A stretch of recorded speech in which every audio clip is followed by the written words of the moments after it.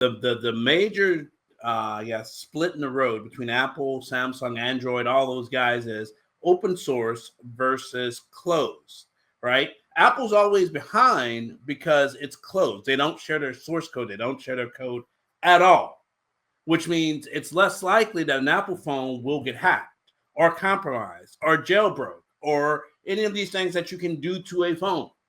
So it's like, yes, they're 2 years behind, but you also don't have the incidentals where people sneak an app onto the store and now they have all your information and you're completely oblivious that someone's cloned your phone or someone's done this to your phone.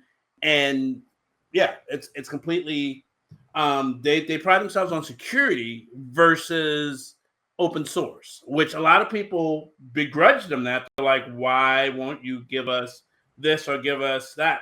iMessage is proprietary, RCS is not, which means, once again, if you let that on your platform, now you're having to deal with, okay, if there is a vulnerability, now we're maybe a victim of that as well. So it's just a different way of thinking. Closed source versus open source. Like, honestly, I agree with you entirely. Like, and that was going to be my point on the China thing, was that in my interpretation of how things are going, it's kind of one of the reasons that iPhone sales have dipped in China is because the Chinese government can't sneak their fingers into everybody's iPhone, everybody's iCloud account.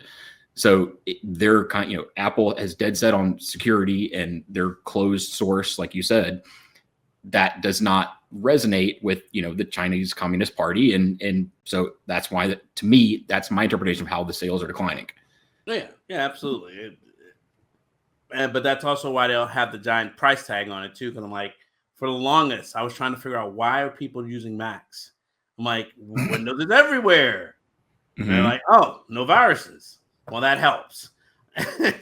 Well, it's not true anymore. Yeah.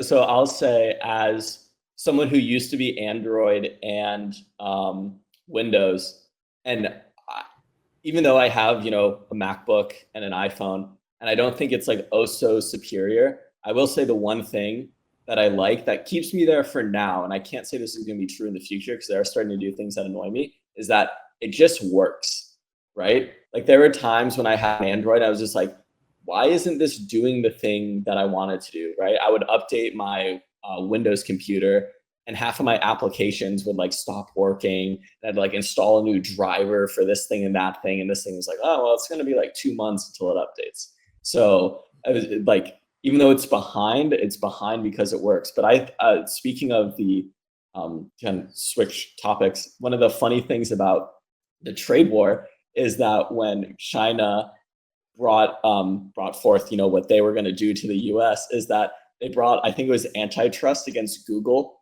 which I find hilarious because Google doesn't operate in China. And I was going to be like what? Wonder about that too, yeah. I was like, what do you mean they don't operate in China? I was like, maybe they sell a few phones, but I was like, if you don't operate there, how can you have antitrust against them? And it made me think of can you do antitrust against the Chinese government? Yeah, that'll go over well. Who's going to win? All right.